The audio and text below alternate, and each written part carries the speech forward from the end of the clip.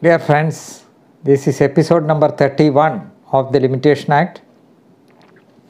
We will continue section 14, discussion on section 14.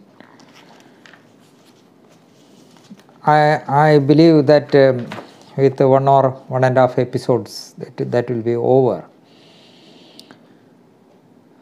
One decision of the Kerala High Court, 1980 Kerala High Court cases. 1980 Kerala High Court cases, 323. Nachimuthu Kaundar. I think Nachimuthu Gounder, Gounder versus State of Kerala.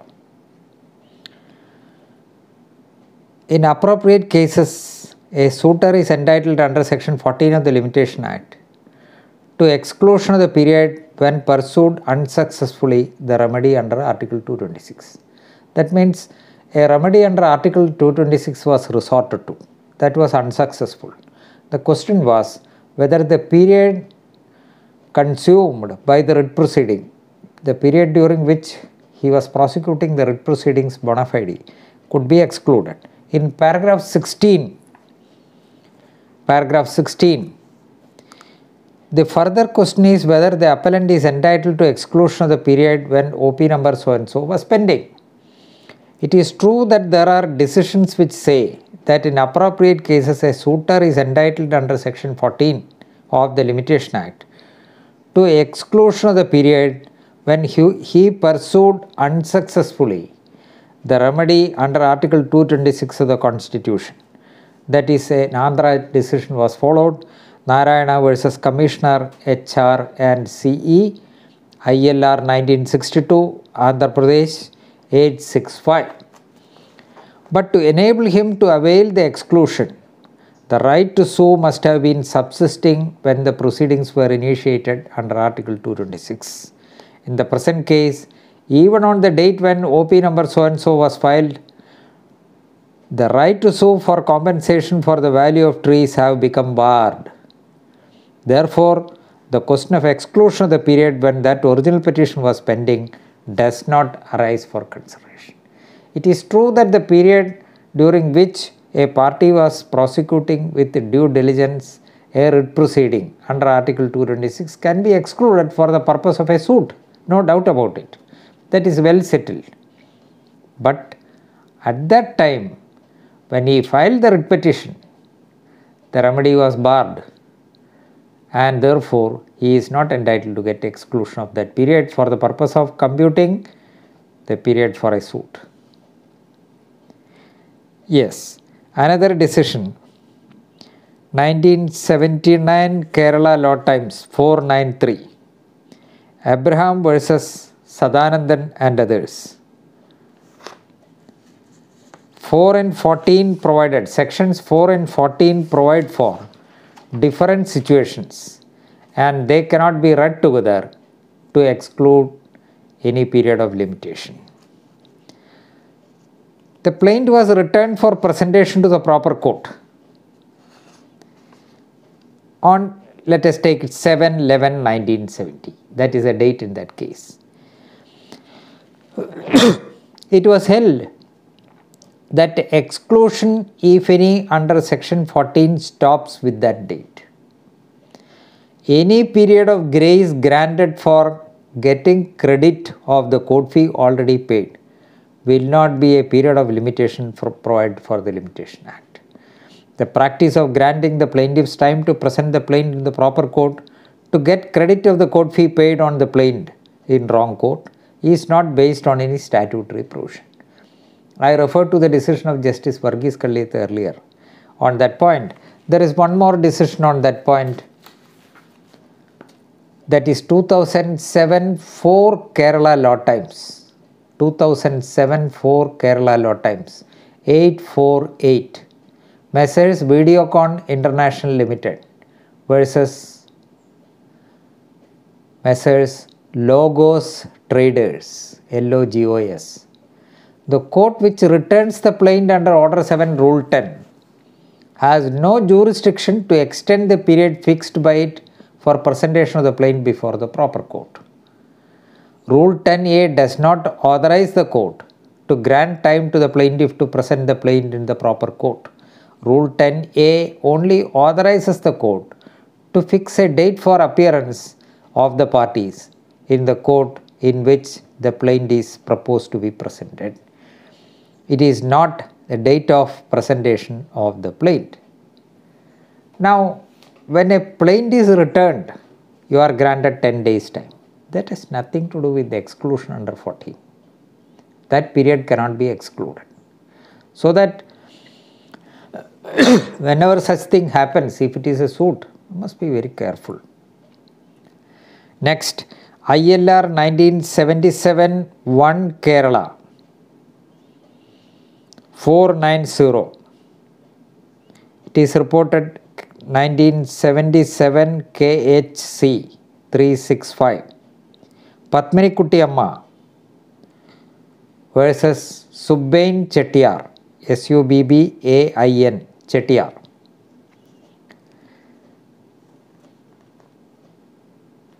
When a plaint is returned and presented in the proper court, it is not a continuation of the earlier suit. Period of limitation has to be reckoned till the date of institution of the suit in the proper court. Exclusion is a different thing. When a plaint is returned for presentation to the proper court and it is presented, that has nothing to do with the limitation. It is a new one. It is not a continuation. Withdrawal of suit from one court and filing it another court having jurisdiction after the prescribed period. Exclusion of the period of pendency of the first court. Section 14 excludes the period of pendency of the earlier suit if that suit was prosecuted in good faith and the court was unable to entertain it on account of defect of jurisdiction. Subsection 3 has now been added in section 14 of the new act, providing the non obstante clause. Now, next is AER 1975 Kerala 182. Kavunni Chakyar, Kavunny Chakyar, Chakkiar versus Govinda Gurukal and another. Section 14 has no application in a suit filed by an incompetent person, plaintiff, who had no cause of action. Even liberal construction of section 14 would not permit invocation of suit filed by an incompetent plaintiff by another plaintiff to claim exclusion of time. Next is a decision by Justice V.R. Krishna Iyer, AER 1971 Kerala 211. State of Kerala versus Krishna Kurup Madhava Kurup.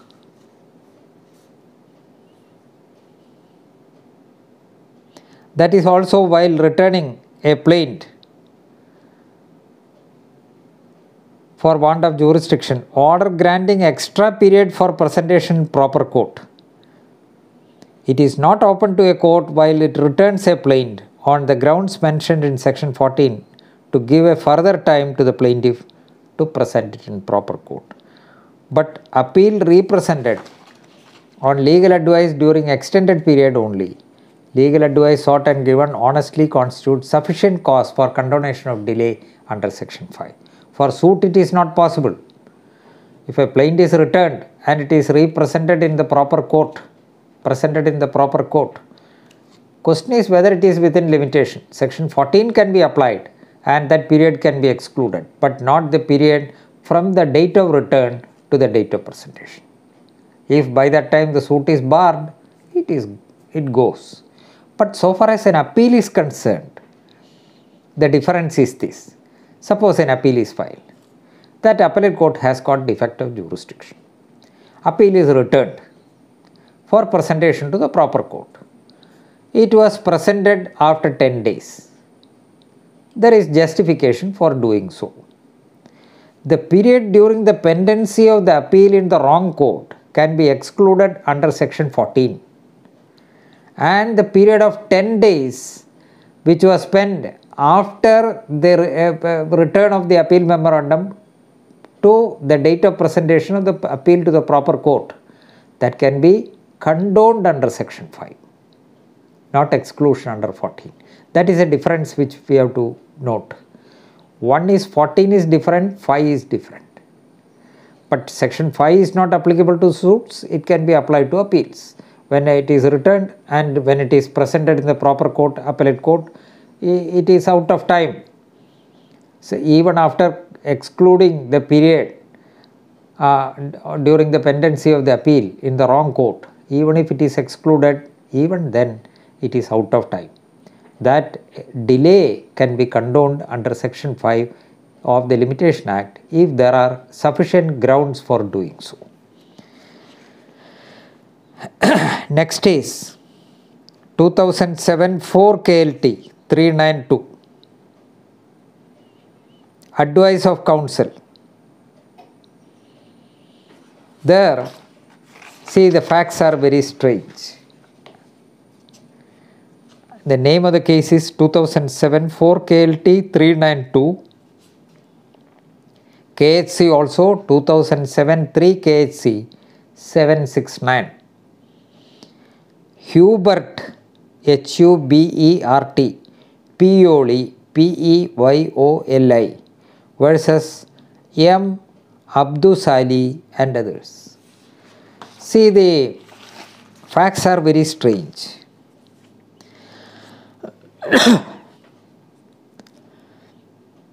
Decree was for realization of sum of money with interest, with a prayer to make a charge on a particular item of property. Let us take it that it was filed in A court.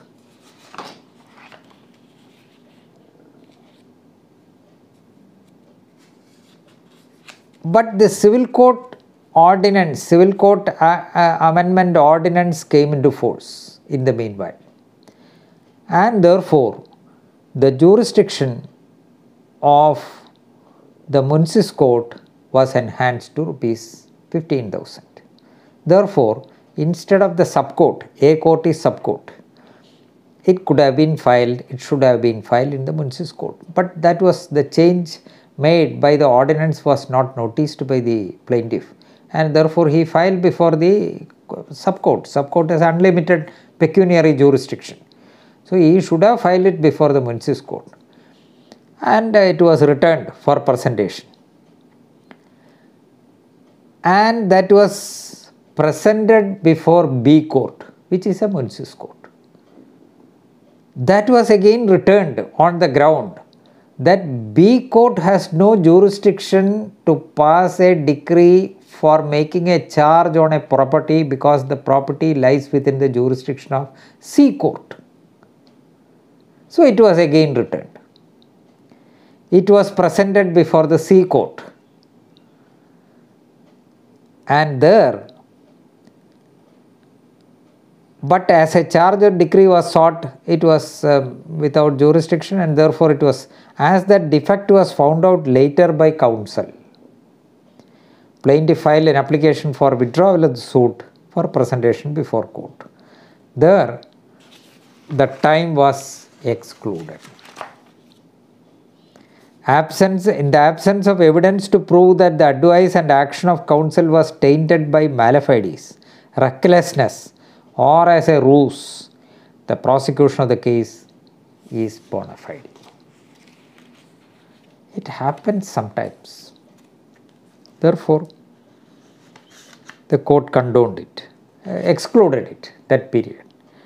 Then AER 2002 Supreme Court 2768, same as 2002 6 ACC 336, Dina through LRs versus Bharat Singh through LRs. Both parties died during the pendency of the matter before the Supreme Court. Time taken for proceedings with the suit without impleading necessary party cannot be excluded under 14(3), and it is a clear case of laches, because the party pursuing such suit cannot be said to be acting in good faith. In such a case, permission granted for withdrawal of the suit would not be because of the court lacks jurisdiction or for any other cause of a like nature. Such a finding on existence of good faith would be a finding of fact. Without impleading the necessary party, a suit was filed. Later it was withdrawn. That withdrawal, as we have seen, Order 23 Rule 2, does not save limitation. It saves limitation under section 14(3) if it applies. But to apply section 14(3), the withdrawal was necessitated because of defect of jurisdiction or other cause of a like nature.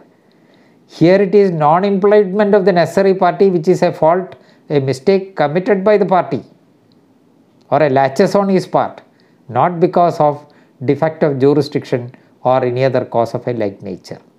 Therefore, it was held that section 14 cannot be applied in such case. Next is 2000 Volume 5 SEC, 2005 SEC 355, same as AER 2000 Supreme Court 2023.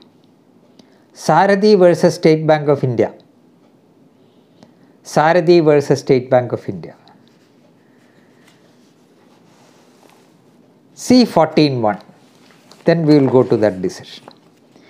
In computing the period of limitation for any suit, the time during which the plaintiff has been prosecuting with due diligence another civil proceeding, whether in a court of the first instance or of appeal or revision, against the defendant shall be excluded. Where the proceeding relates to same matter in issue and is prosecuted in good faith in a court which from defect of jurisdiction or other cause of a like nature is unable to entertain it. It does not say civil court. With due diligence another civil proceeding, then it is qualified whether it in a court of the first instance or of appeal or revision, etc. Then again the word court appears, but it does not say civil court. In Sarathi's case, what the Supreme Court held, it not only means civil court, but also includes any authority or tribunal having the power of court within the meaning of Article 58 and Article 130. Applying paragraph 15, I will read paragraph 15. Applying the above principles in the instant case, we are of the opinion that the Deputy Commissioner of Labour Appeals, which was an authority constituted under section 41(2) of the Tamil Nadu Shops and Establishments Act 1947, to hear and decide appeals, was a court within the meaning of section 14 of the Limitation Act, and the proceedings pending before him were civil proceedings. It is not disputed that the appellant could file an appeal before the local board of the bank, which was purely a departmental appeal.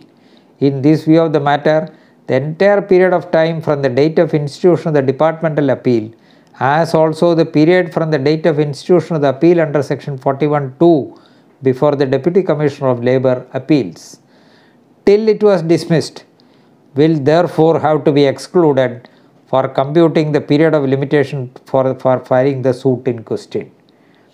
If the entire period is excluded, the suit, it is not disputed, would be within time. So it is not necessary that the court or the proceeding, another civil proceeding, need not necessarily be before a civil court. It must be in a court. That court includes a tribunal or authority which has the trappings of a court, which satisfies the definition of a court, or the consideration that it can be considered as a court. There are several authorities which can be considered as court, because it is some tests are there. That is why we usually say that that tribunal has got all the trappings of a court. It is a self-contained court, it is a self-contained procedure, the evidence can be taken, and a reasoned order should be passed, parties should be heard, parties will get an opportunity to adduce evidence. These are all the traits of court.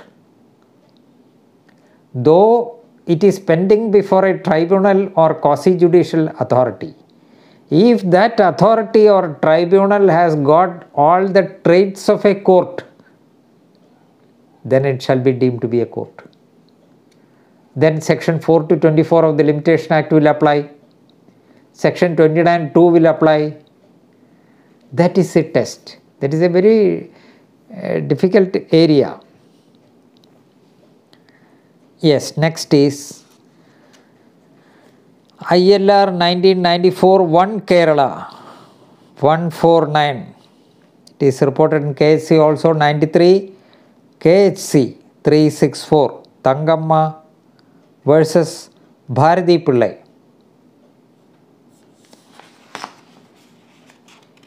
Unable to entertain was considered. Unable to entertain.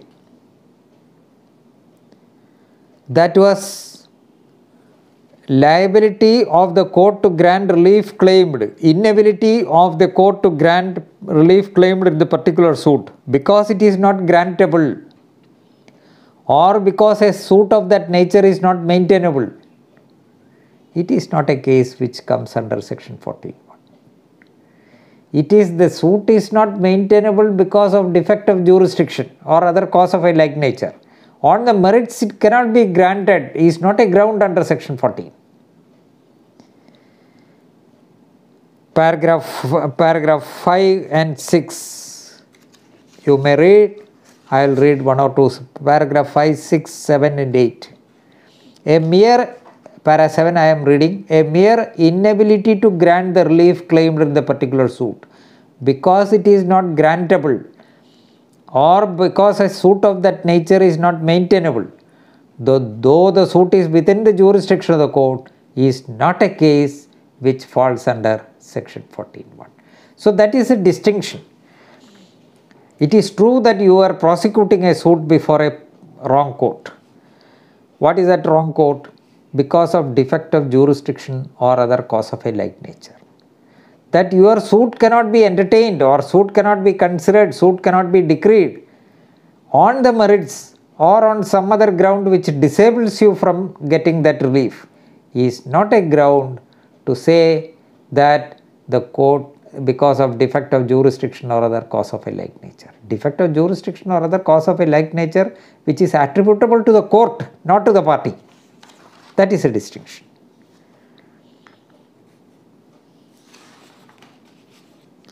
Next is 2010-15, volume 15 SEC 259, New Grameen Milk Cooperative Society Limited versus General Manager, Delhi Milk Scheme,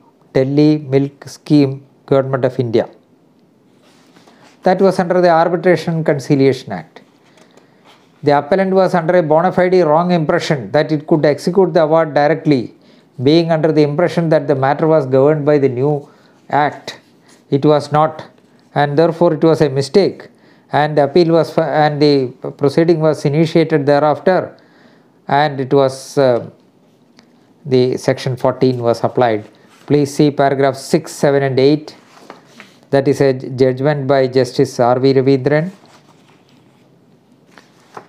Next is AER 2009 Supreme Court 1333. It is also reported in SEC 2009-12 SEC 175. Kumaradasan Nair and another. Kumaradasan Nair and another, versus IRIC, Sohan and others.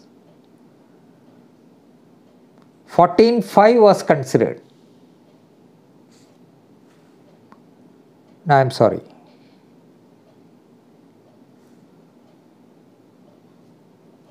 14.2. 14.2 would apply to a case where the party commits a mistake in approaching the wrong forum, appropriate forum. 5 and section 14 are meant for relief where a person has committed some mistake.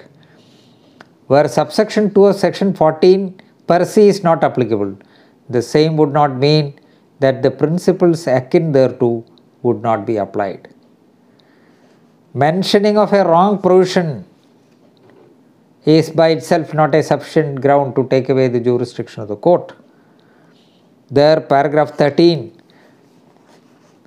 the provisions of section 5 and 14 of the Limitation Act alike should thus be applied in a broad-based manner. When subsection 2 of section 14 of the Limitation Act per se is not applicable, the same would not mean that the principles akin thereto would not be applied. Otherwise, the provisions of section 5 of the Limitation Act will apply. So, in appropriate cases, both can be applied. 14 can be applied. We have seen one case during a particular period, section 14 can be applied. For the rest of it, section 5 can be applied. We will see in the next episode. Thank you.